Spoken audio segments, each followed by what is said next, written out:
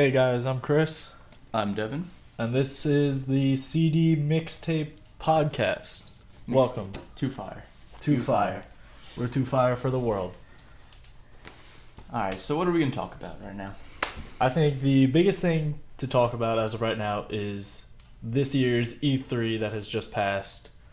To me, I feel like it's definitely probably arguably the best E3 that has happened. Recently, I lost my train of thought on that one. It isn't the best out of all time.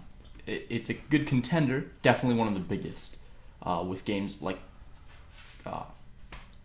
the new Star Wars Battlefront, Kingdom Hearts.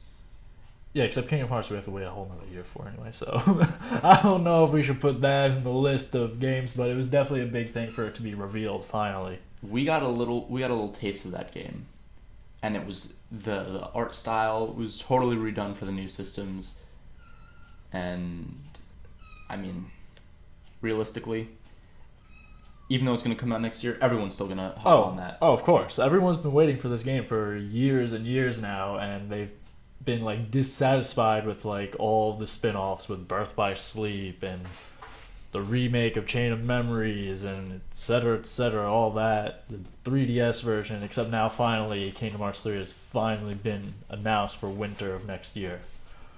You know what? Going back to those DS games, I thought 358 over 2 days with Shion.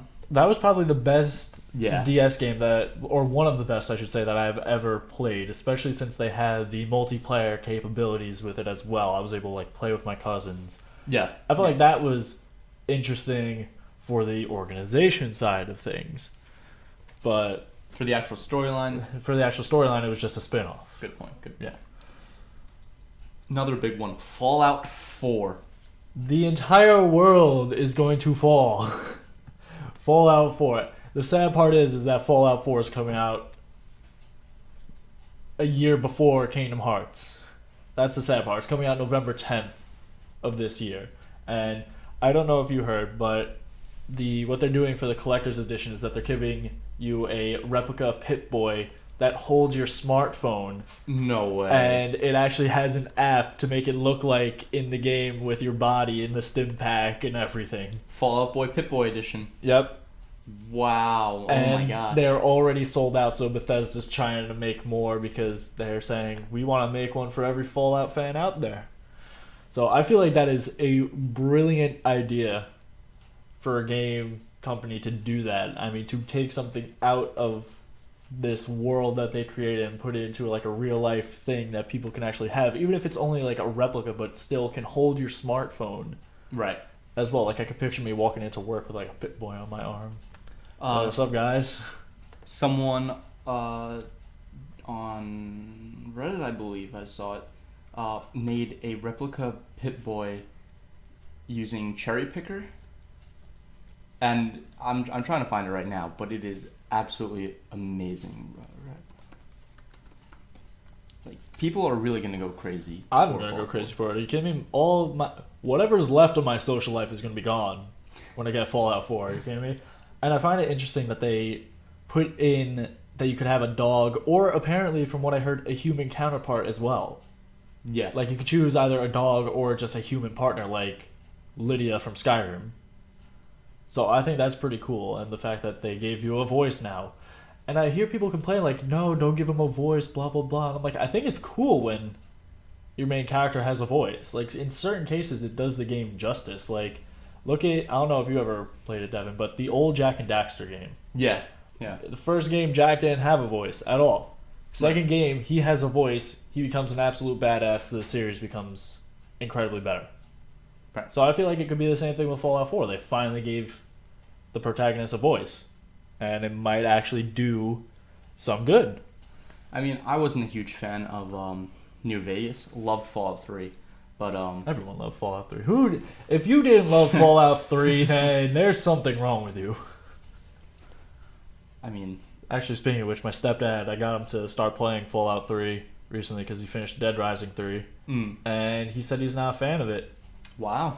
He's like, did this come out before Skyrim? I'm like, I think so. He's like, because the graphics suck. The ground's moving, but he's stationary. I'm like, listen, you're only level 3. Keep playing. Graphic schmaffic. He's like, That's a fun game. Oh my gosh, I think I told you this.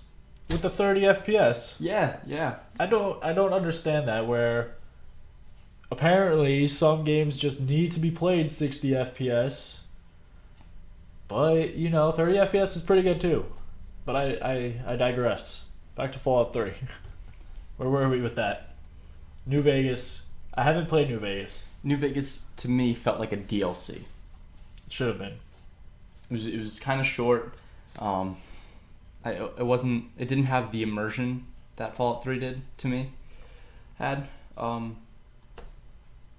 I mean, it's still a Fallout game. It's still a Bethesda game. They gave us Skyrim. Of course. To me, Skyrim is like Bethesda's greatest work. Right there. Skyrim, to me, like, yes, it had the glitches, but I feel like it made that game so much better. Like, even with their flaws, it made it great. Yeah. It's one of the games that are going to be remembered for a long time. Like, oh, of course. I'm just upset that they're not making any more DLC for it, because me being the Skyrim nerd I am, I've played through the game twice with the DLC, built all my houses, and I'm like, okay, now what do I do? I want another DLC or another Elder Scrolls, which is why I bought Elder Scrolls Online when it came out. But it's a little bit different. It's more of a Diablo feel, but with Skyrim graphics. Okay. It's weird. Like, the leveling system is pretty similar. Now, I got Skyrim a little bit after it came out. How was it when it first came out, the release? Like, it ran relatively well, right? Yeah, it did. It definitely ran well. There were, like, a few bugs in the beginning, but thankfully updates came out to, like, fix those. Right. But once they got things moving, it was just full-blown beautiful. It was masterfully made. Fun fact, back to the DLC thing. Did you know, this is totally off topic, that Dead Island Riptide was meant to be a DLC for Dead Island, but it became so big of a DLC that they just turned it into its own game? So a $20 DLC became a $60 to $80 full release. That, yeah, and people aren't complaining for that. I mean, no, yeah. Riptide to me was way better than the first one. I only played through the first level of Riptide. I kind of it had the same formula as the first one. And same formula, but I feel like the story behind it was a little bit better, and it was to me it seemed a little grittier because they threw in a new character that you could play as John. He's a ridiculously funny Australian, and you know how Australians are with their accents. But he's brutal because he's specialized in hand-to-hand combat. Okay. So that's why they made someone who could actually use the brass knuckles and the claws and everything. It was brutal. Speaking of hand-to-hand combat, Batman Arkham Knight dropped last night. So did my life. However, I'm trying to think of something clever. Apparently there's just horrible issues with it already. I saw that on Twitter this morning that there was something wrong with it. It's capped at 30 FPS. See, again, 30 FPS. It's a good cinematic feel. Whoever out there on Twitter and you recognize my voice, you need to chill, man. It causes horrible frame rate drops when it's unlocked. It runs horribly on all systems, apart from the newer ones, PS4, Xbox Ones. And right. It's just a nasty PC port. One of the games that I feel like was that no one saw coming, because I was actually just in GameStop recently getting a game, and I just found out from that, and so did everybody else in the store. XCOM 2. To me, I felt like nobody saw that coming. Personally, I did not play the first one. To me, it was it didn't seem like my type of game, but I heard it was really popular. I had no idea that they were even contemplating a sequel. It was XCOM Enemy Unknown, and now it was called Advent, but they changed it to XCOM 2. And it's coming out in November as well. Let's see. XCOM 2 takes place 20 years after the last game and must fight back against a tyrannical government ruled by aliens. Aliens. I'm not saying it's aliens, but aliens. I think... Insert alien meme here. I think Aliens Isolation Isolationism? Was that the Alien game Isolation. Alien Isolation. That was a great game. That, to me, was one of the greatest games I ever played. Like, sometimes when you're playing a game, like for me, for when I record for YouTube, like, some people just record a game, they're like, oh yeah, it's cool. Except then they find that game where they're like, this game was made for me to record. That's what Alien Isolation is for me. Because that is the one true game that has ever actually terrified me. And I've played like Silent Hill, Resident Evil, Outlast, Slender, Amnesia. None of those compare in terror to me more so than Alien. Right. Like, Alien was just absolutely terrifying, and I thought it was brilliant that they made the alien so it learns from you. Yeah. That was really good AI. That was the one thing that I felt the entire game was riding on. Like, if that failed, then you could just exploit the alien and just beat the game. Easy peasy, nobody would care. But the fact that they were able to master that type of AI to learn from you was genius. Because as soon as you think you're one step ahead of the alien, it turns out you're 3 steps behind. Right. It was. I got to play the game before it came out. Did you really? At Comic-Con, yeah. Oh, that's cool. I didn't know anything about it. I just saw, I saw it and I was like, aliens. I love the movies. The last game was absolutely horrible. So Colonial Marines. We don't speak of that. And that's why I didn't say the title. Sorry. So I went in and I played it, and I actually threw the remote because I wasn't prepared for that kind of survival horror, and it just took me by such a surprise that I became a really big fan of that game. Now, when you first played it, did it start you off in the story, or did it just throw you into the survival mode? Oh, it threw me into... Oh, it just where threw it you just in. puts you in the mission, and you just have to figure out what the hell you're doing? It was like, get from point A to point B, and don't die. Screw up. Yeah, don't die. What they need to do is they need to have a death count. Like, count how many times you die by the time you complete the mission. Just tell you died this many times. I think that would cause too many people to rage. They need a highlight reel. I'm going to do that. I want a highlight reel of Alien Isolation deaths. All the just get the best deaths from everyone, just stick them into like a 5-minute video. I feel like that'd be genius. What do you think of Battleborn? The new Dark Souls game? No, not Bloodborne. Battleborn. Battleborn. That's the kind of looks like Borderlands. It's from Gearbox. It's a multiplayer game. Yes. It looks interesting. I'm gonna pick it up, gonna play the hell out of it, but I am waiting for Borderlands 3.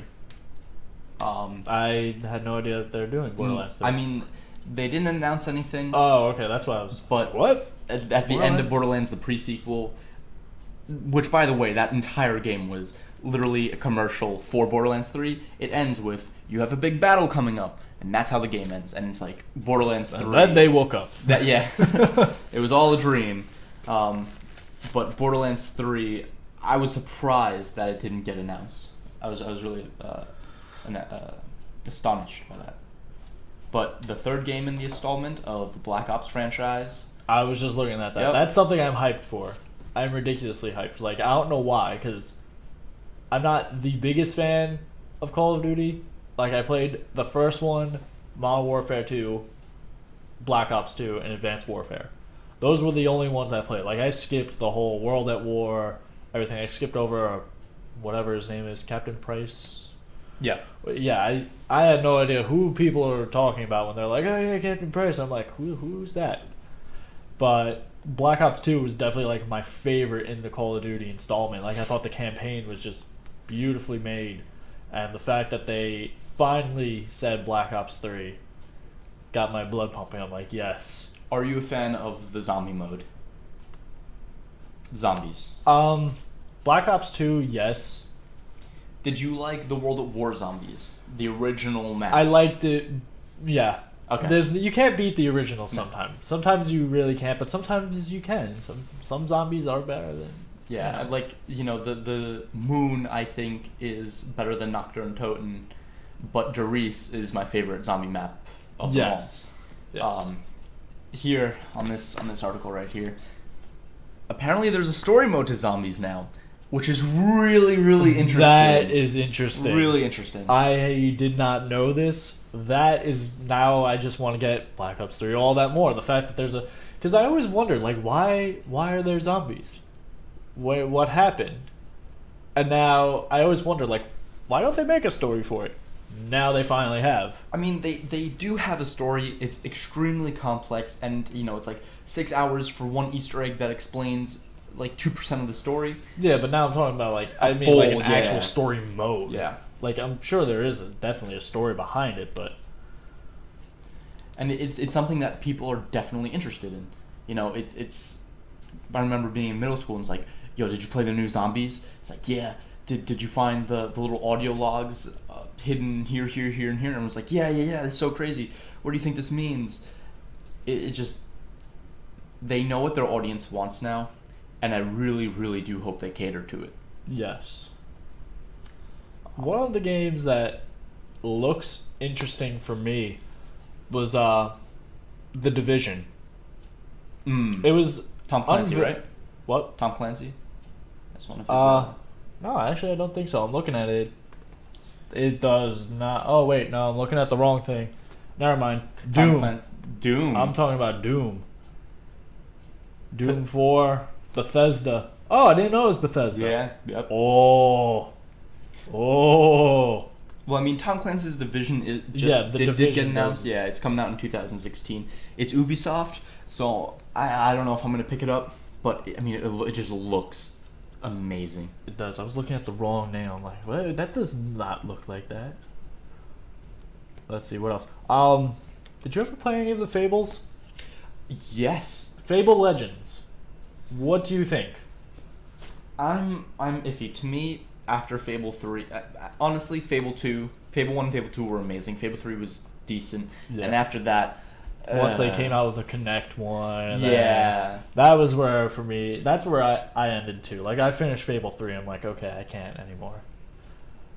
I didn't know that. Fable 1 technically had a DLC for it. It wasn't necessarily DLC, it was a whole new disc called The Lost Chapters, which had a whole nother story after the main quest line was completed. There was a whole nother story mode, a whole nother town to go to. Right. And it was interesting. Like, if you haven't played it, I definitely recommend it. Like, if you could find it. Because it was for the original Xbox, and I don't know who has those anymore. I know I do. Yeah. But it was definitely interesting to see how they continue that. Well, because another example is Halo 2. Halo 2 had really, really good multiplayer, and they wanted to expand on that. So they actually had a second disc. I have this upstairs in my room with the DLC maps. Really? And it's really, really cool because the online capabilities, the hard drives and everything at the time wasn't large enough to just, hey, I want to download 9 maps. No problem. Now it's like, oh, I want to download another 90 minutes to the entire game as opposed to just map layouts, which is incredible. But yeah, they definitely took what they could do, and Fable and Halo 2 are amazing. And the only thing that sucks about Halo is the Master Chief Collection still doesn't work. Still broken. Really? Yep. I haven't gotten. I suppose I should still not get. Nope. It still says check your privilege whenever you try to play it. Broken. Now, I have to bring this up because for me, this is the most talked about thing from E3. Final Fantasy VII. Oh, the remake. Oh boy. I need new pants. I've gone through all my pants at this point. I went through everything when I heard that. I went through my pants. Hell, I even went through my shirt. I mean, Square has announced Kingdom Hearts 3, the new Deus Ex, the Hitman, but man, that Final Fantasy dominated everything that they announced. Of course. I heard some people saying that they wanted them to remake Crisis Core. I don't know if you ever played that one. It's for the PSP. It was with Zach. I think I might have had it for the PSP Go, I want to say. It was garbage. Yeah, it was garbage. I don't remember. Some people are like, why are you going to remake it? Don't fix what's broke, especially if it's already broken. Yeah. But for me, Final Fantasy VII, I'm hyped because you have probably, for me, the greatest protagonist in history in Cloud. Yeah. And then you have, the absolute greatest villain in Sephiroth. Absolutely. Like, those two, to me, make Final Fantasy. Like, whenever I hear Final Fantasy, I don't think of, like, the very first game with Warrior of Light and Garland. No, Right. I think Cloud, Right. Sephiroth, and Squall. It's anything. the game that everyone knows. Everyone knows Final Fantasy 7 and Final Fantasy 10. Yep. Those are the ones that everyone knows. And then, like, 7 had, like, all of its spin-offs with Dirge of Cerberus, with Vincent Valentine, and then Crisis Core, and then the movie Advent Children. You know, as much as I love Square, I am very hopeful for what Microsoft has the potential to do gameplay-wise with Halo 5 and Gears of War 4. I want that multiplayer to be amazing. I'm really rooting for Microsoft to pull through. I'm also, you better hope so. Yeah. It's like, Because with PS4 coming on the rise with all their... yeah, I know. God of War 3 remastered. I was just looking at that. Oh my gosh. I mean, to me, I felt like when those two systems were first released, I felt like Xbox One was dominating. Because I felt like all the great games were coming out for Xbox One. See, I felt the other way. Except then underneath everything, you had The Last of Us Remastered, you had Infamous Second Son, Yup. and then you had Bloodborne. Right, exactly. Bloodborne took PS4 by storm, and now everything is coming out PS4, Xbox, rip, sorry, done. See, that's why I was PS4 at first, because I got them both release day. I got Dead Rising, Infamous, a racing game, and I got a racing game for Xbox too. And I was like, okay, Xbox is impressive. This is pretty cool. Connect, turn off, whatever. Then I played the PlayStation 3 and I was like, this is really cool. This is what a system should have been. Right. When PS3 came out, it should have been the PS4, honestly. But now that once Bloodborne came out, dude, I can't, like, I'm My excited life. for this expansion. Though. Rip. Yeah, they're adding a little expansion to it. Are they really? Yep. Nice. I'd point out, Bloodborne is 30 FPS. Just saying. I just need to put that out there. I mean, it's the Bloodborne is to receive a DLC at an unknown date in the future. Tweeted by one of the head people at Sony. So we got that to look forward to. Totally like different, but the company that makes Bloodborne and Dark Souls from Software. It's just so funny to say because the company's name is From Software. Right. It's not just software, so you have to say from Software. That's it. From Software. From Software. Have you ever watched any of the Honest trailers? Yes. Yes, he does that. He did a thing for Bloodborne. Mad Max game, what? Mad Max confirmed. Max ventures out into the wasteland trying to rebuild the magnum opus and seeing what sticks to the end of his harpoon. With the movie mowing audiences, we're sure they'll be playing games excited to get their hands on. When you have a successful movie, you make a successful video game and successful action figures, and then you make money even though the video game is probably going to be crap. Prime example. That's what I was going to say. Yep. Video game is going to be crap. Walking Dead Survival Instinct. Complete ass. I hated it. And then Mass Effect 4, sorry. You didn't even play the first one yet. I'm just saying, Minecraft story mode. What the hell is this? Story mode to Minecraft. Well, at Minecon, they're actually announcing a new end. So they're redoing the entire end dungeon. Really? Scenescape, yeah. The background story of Steve murders your entire family. Do I see you looking at Mirror's Edge? Because Mirror's Edge 2. I'm excited for Mirror's Edge 2. I'm excited. What's that? No Man's Sky? I'm just looking for a good one to talk about that. I feel like it's going to look amazing. I did not like Destiny at all, but I am hopeful for the DLC. I hope that they took... Is it a DLC or are they making a whole new one? Because I heard that they are going to indeed release Destiny 2. See, that's annoying. Destiny 2. To me, Destiny is the new Halo. except It's not as bad. good, yeah. Except bad. Yeah.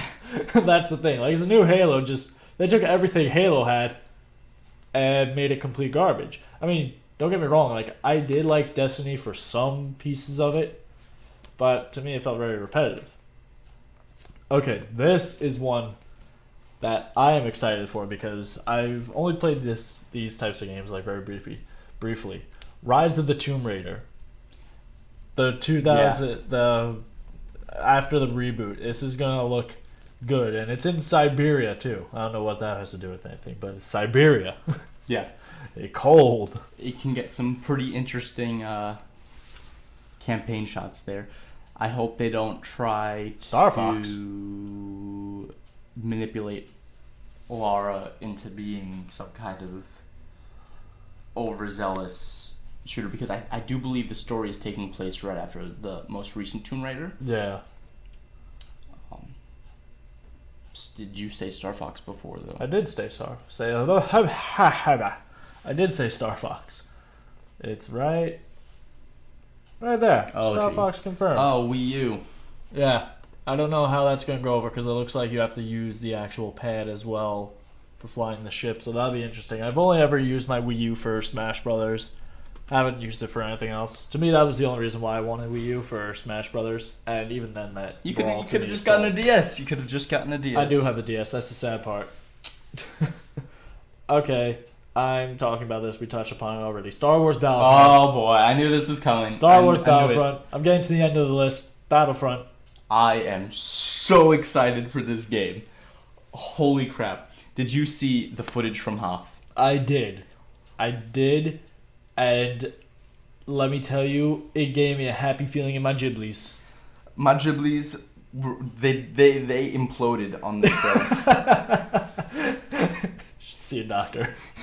I probably should, but I don't want it.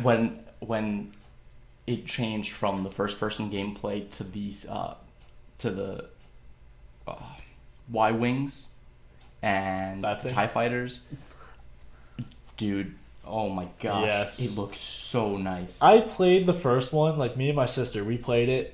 And we had so much fun. We always played at Tatooine. It was great. Except then, when I got Battlefront 2 for the PS2, that's what really took it for me. Like, I didn't even realize that there was a story mode to that, technically. Rise of the Empire. Yeah. I thought that was brilliant. You played through all the way from Attack of the Clones all the way to Return of the Jedi, which I thought was brilliant. Like, you see how everything happened with the clones, Right. how they became stormtroopers, and there was actually some like disbelief amongst the clones / stormtroopers that if they were doing the right thing or not, but Yeah. they had to follow the orders anyway because that's what they were made to be. That was further expanded upon in the, believe it or not, the Disney animated series, The Clone Wars. Really? Yeah, it Really? was actually, it's I actually used to a watch really that. good show. It was a little corny. It still is a little corny. It is corny. You can't- But it's actually a really, really deep, intense show at some points. Oh, that was originally a movie at one point, right? The animated one. It was an animated movie. Yeah, there was an And then it animated became the movie. TV Yes. show. Okay. The Clone Wars movie, the actual Star Wars movie, kind of forgettable though. Yeah. I call the Phantom Menace, Attack of the Clones, Revenge of the Sith, I call it the Forgotten Trilogy. We don't speak of that. That didn't happen. Hayden Christensen did not happen, okay? He did not happen. The only reason why Phantom Menace wasn't a complete letdown was Liam Neeson Yep. and Samuel L. Jackson. Um, That's about it. the actor who played Anakin just got arrested. Yeah, I saw that.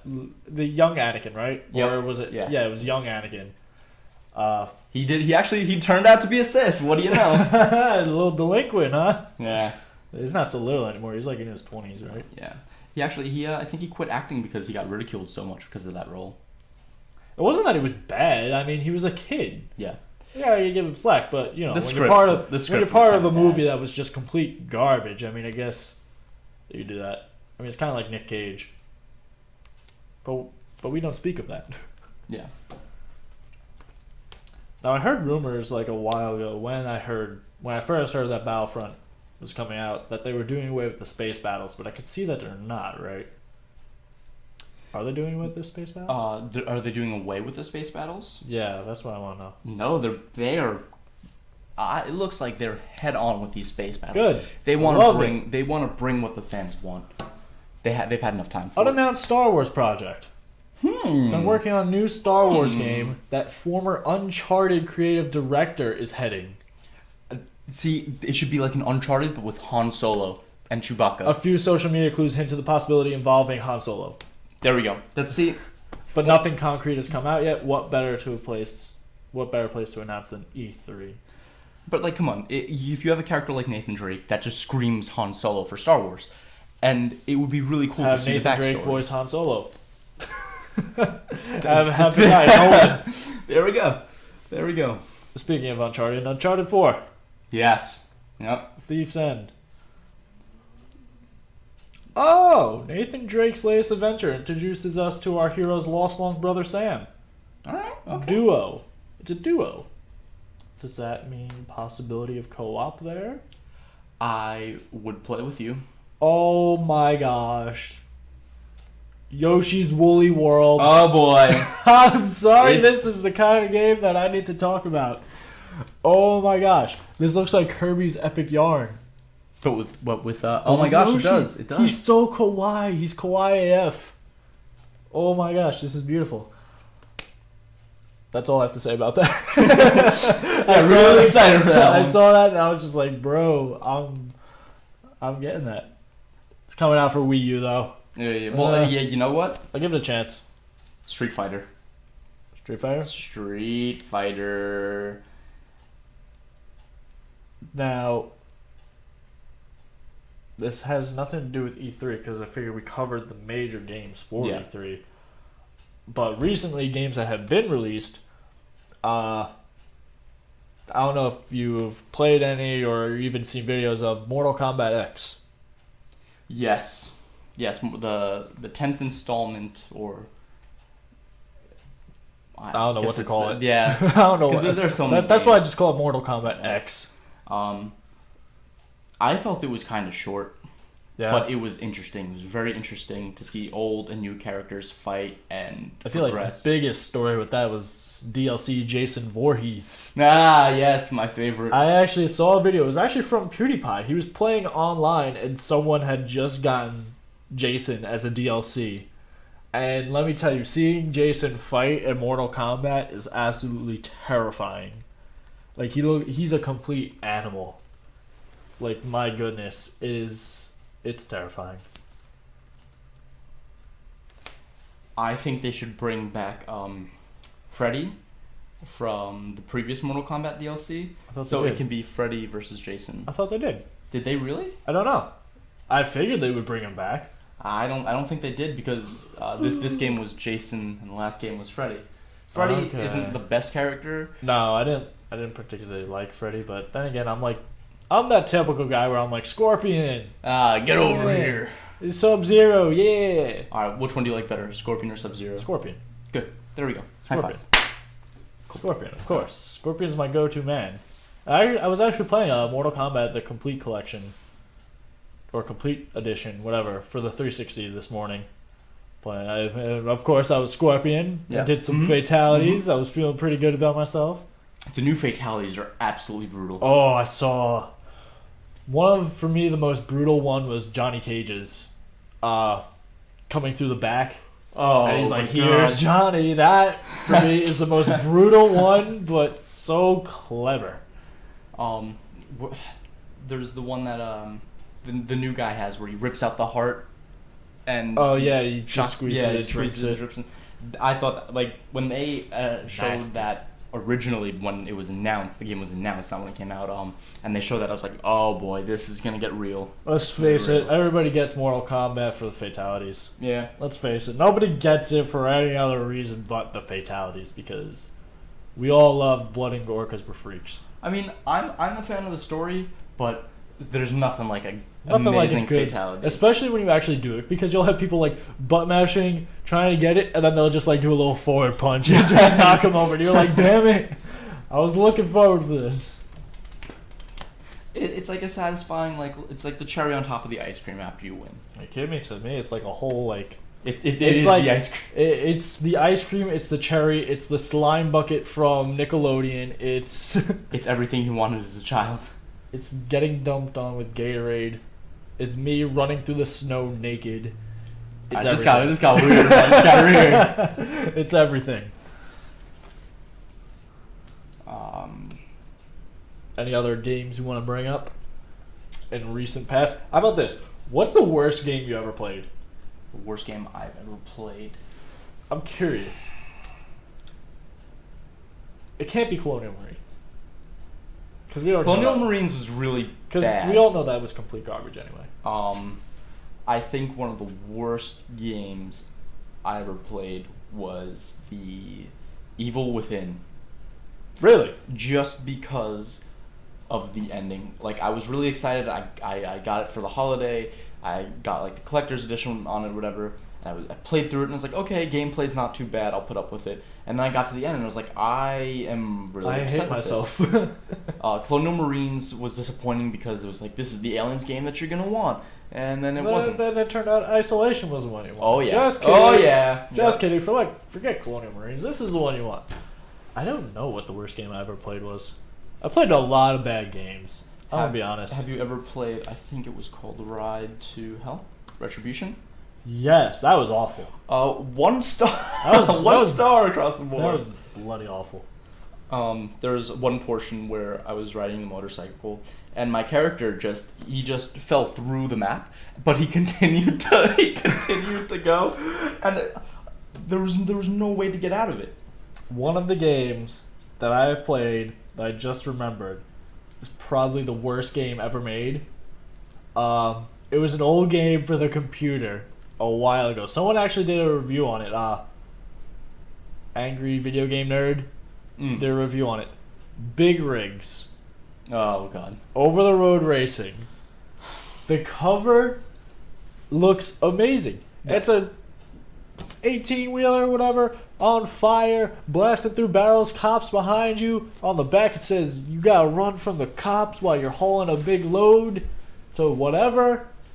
And then you play the game, and it starts off, you pick your car and whatnot. First off, one of the maps doesn't even load. If you try clicking on it, the game crashes. You start the game, and you pick your truck, and there's a truck identical next to you. And there's like a light, whatnot, so it looks like you're actually racing. Okay. So you start going, and you start driving. Mm-hmm. The computer doesn't move. You're joking. The computer just stays there. So you drive and whatnot, and you're about to like hit a telephone pole. No, you go right through it. Nice. Yeah, and then from then on, you go through a building. You just go right through. First off, and gravity does not exist. You could literally go up like a vertical slope, and it looks like you're actually going faster up a Nice. vertical slope. It's ridiculous. And then it gets even better. Whenever you go in reverse, if you hold down the reverse key, you just keep on going faster and faster and faster for all infinity, and you could actually leave the map.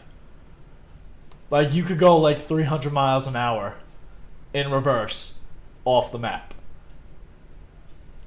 That is a bit ridiculous. I don't know if you've ever seen the t-shirt or the saying and whatnot, but when you actually, if at some point you actually decide that you want to finish the race, you get to the finish line, and it says, it's supposed to say, you are a winner.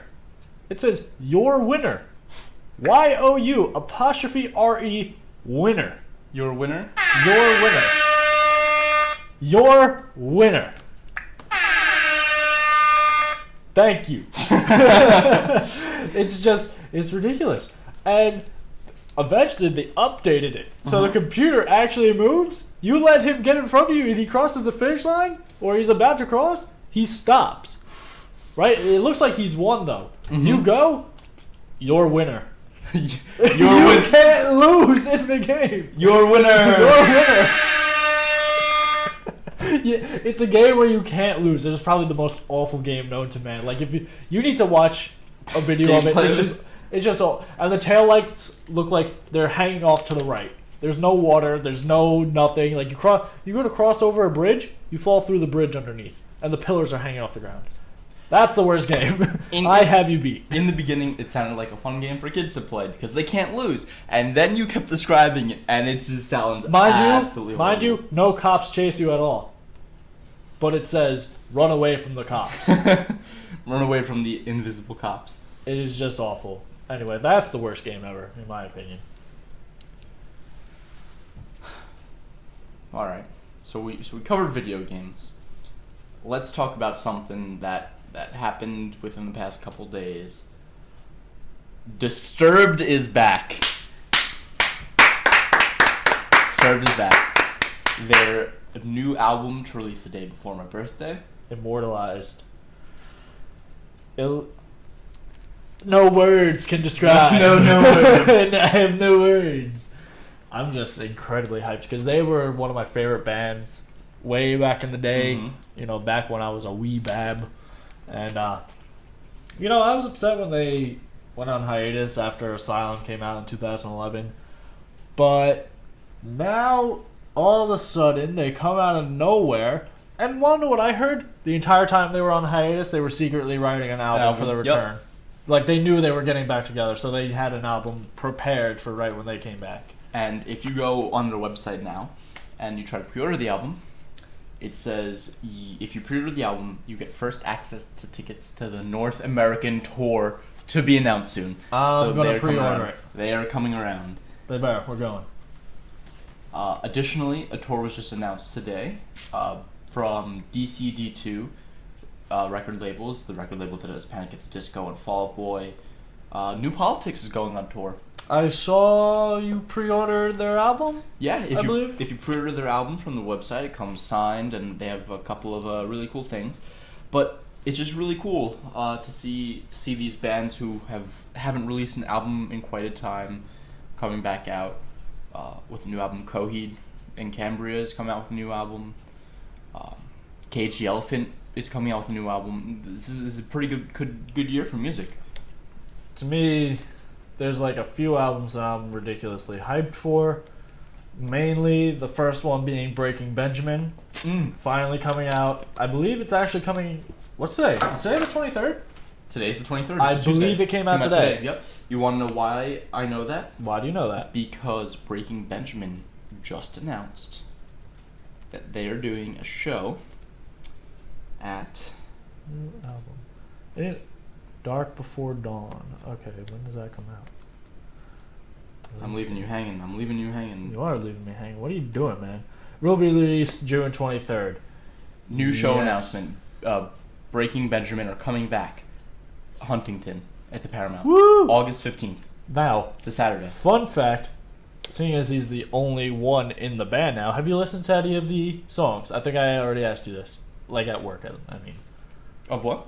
Any of the songs that have been released from the album so Yes. far. Yes. I listened to a couple of them last night when I saw that they were... Now, it's just him, and he's just... Yeah, that... Except for very much... Yeah, they're just getting old people from different bands and different recording areas together for him to record the album. And then he's deciding that he may want to keep those people as the new members of Breaking Benjamin. You know what? If they got a groove together, if they can jam together, if they're tight, I say... Yeah, it's let it rock. Jason Roush from Red, Okay. Keith Wallen from Adelitas Way, Aaron Bruch from Forever Over, and Sean Foist from Picture Me Broken. Okay. All now recording with Breaking Ben. I'm reading here, within an hour of pre-order availability, Dark Before Dawn reached number 1 on the rock album chart on iTunes and number 3 on overall album chart. Within an hour. A tour in support of the new album will last from April to July 2015. But we get a special date at the Paramount. They do so What many day shows is it? there. August 15th. It's a Saturday. Oh, good. I'll be back from vacation from then. I don't have anything to do. I think we should go. I think we should go too. Why not? Let's see, what other bands are releasing an album? Smashing Pumpkins. I don't know if the album came out or if it's about to come out. I think it's about to come out. I'm excited because they're touring with Marilyn Manson. Really? Oh yes, I heard about Yeah. that. Smashing Pumpkins and Manson. Mm-hmm. You know, I really was never a big fan of Manson. I don't know why. Either love him or hate him, Or just neither. I I mean- don't even know about him. Funny enough, I was watching a video the other day of funny moments with Chris Motionless from Motionless in White, and you know how people are always saying that he's copying Manson and everything just because of the way he looks. It's hilarious because he was so funny in the video. Like I don't even remember what he said, but he was just hilarious in it. That's all I have to say about that.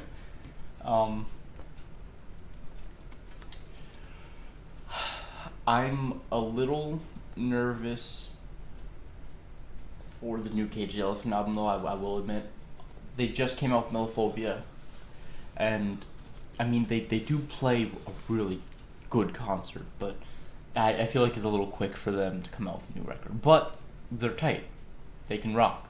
Yeah. So I'm excited and nervous. Wanna know who's due for a new album? Hit me. Rise Against. You're lying. They're not coming out with one. I'm just saying that they're due for Oh, one. okay. They need to come out with Yeah, one. okay. Because the last Okay. one that they had was the Black Market in 2014, which I felt like was a little bit of a stretch coming off of like their previous stuff, like Endgame. Endgame to me is their greatest album. But yeah, because I just started listening to them recently. I feel like they need to come out with a newer album. More refined, yeah. They're actually playing the Central Park Summer Stage in July. Well, I'm on vacation, of course. Yeah. So I kind of don't like talking The about day that. before you go on vacation, though. Warped Tour. Warped Tour. 2015. Who are you most excited to see? Escape the Fate. Hands down. Hands down. I want to see Craig Mabbitt live. I want to see... I want to see him perform Ungrateful. Like, the song Ungrateful. Not the entire album, but the song Ungrateful. Because to me, that's like one of my favorite songs with him in it. Like, I like Dying Is Your Latest Fashion back with Ronnie, Right. but I liked it when Craig came in. I saw he was a good fit. the Dying Is Your Latest Fashion in its entirety with the Three Ring Circus with Ronnie and whatever his Falling in Reverse. Is it? Whatever the name Whatever of the his new band is. whatever it is. It was, I am just excited. I like when bands play their entire albums in full. Coheed and Cambria are still doing their Never Ender. I think Green Day should do American Idiot in full. That'd be great. I would see it. As much as I love Dookie, to see one of the biggest, most...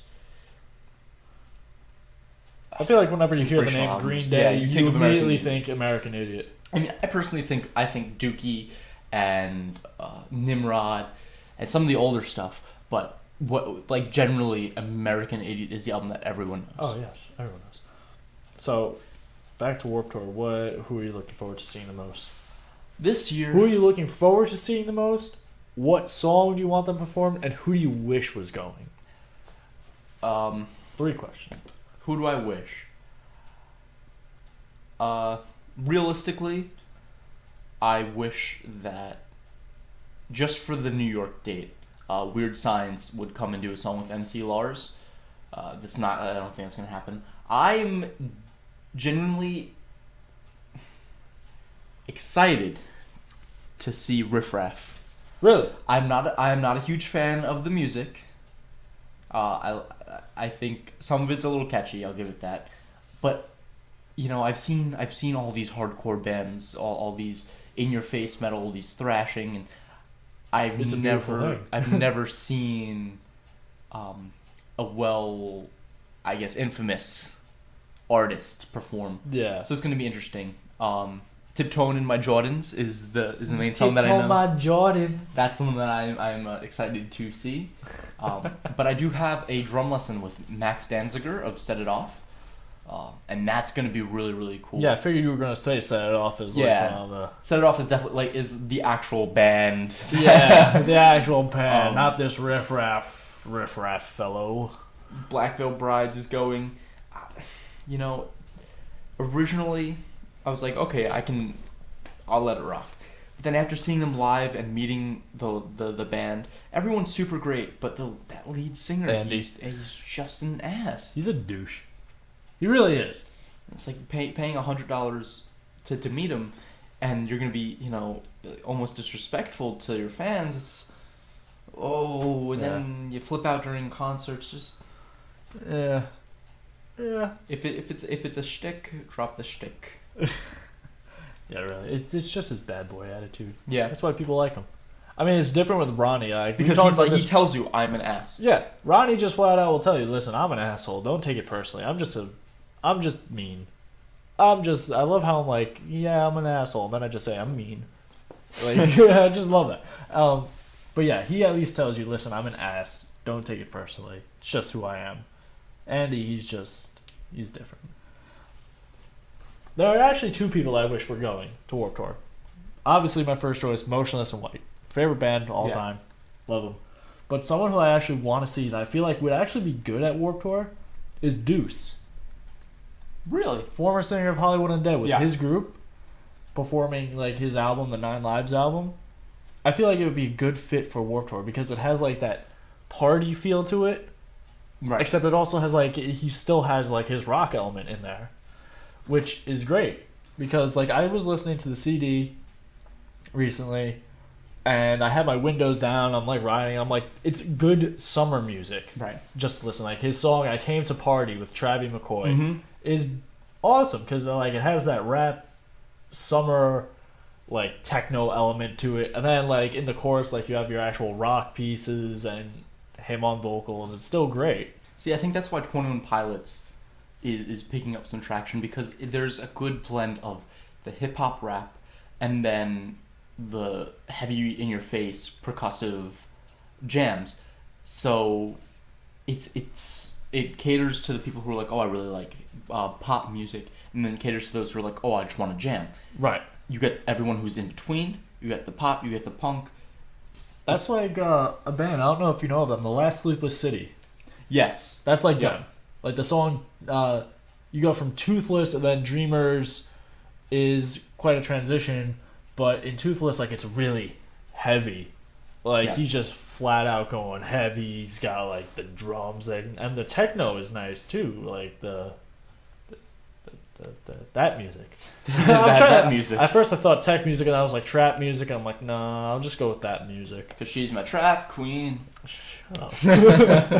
But yeah, like, and then like his other songs is like very pop punk. Yeah. Which is nice. I'm just excited for this year's Warped Tour because there's only 3 or 4 bands that I just like. I'm like, I want to see these guys, and they're all on the same stage too. Yep. For me, and then for the rest of it, you enjoy what Warped Tour really is. Yeah, you find other bands to listen to, and fun fact, that's how I actually started listening to Motionless in White. Really, they were first performance I saw at Warped Tour. Mm-hmm. First concert, technically, they were the first band I've ever seen live before at last year's Warped Tour. And that's when I was like, this band is great. And I started listening to them. I'm like, wow. I pre-ordered their album, got it, Reincarnate, beautiful. And then like I saw other bands. Like I discovered The Word Alive from there. So, it was good. Yeah. It was good. And some bands are just really, really good live. Yeah. And then, I mean... Except for Crown the Empire. I feel like... Or at least, I feel like the singer, Andy. I feel like he's not that great live. But then again, he's young though. He's young. He's my age. These bands are playing every day right now they're in Arizona. It's 102 degrees out. One of the guys Snapchat. It's a lot on them. I mean, some bands they fabricate their music. They don't play all the time just because they don't sing every note and they have backing vocals and pre-recorded stuff.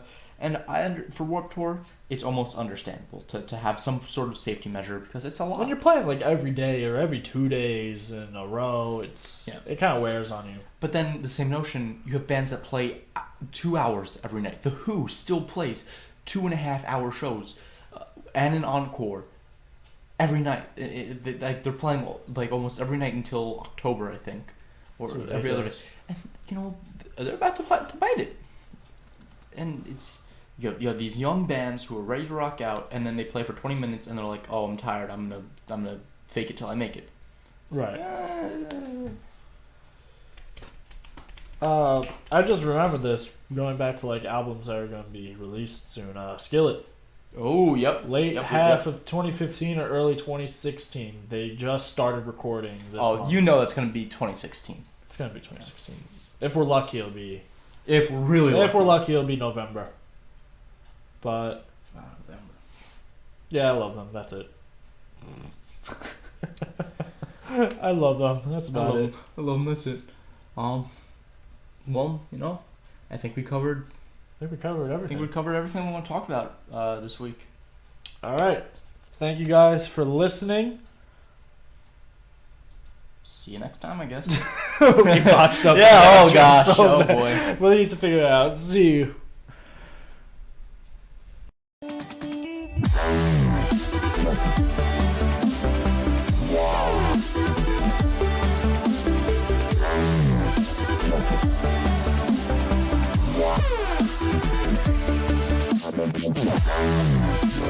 Yeah.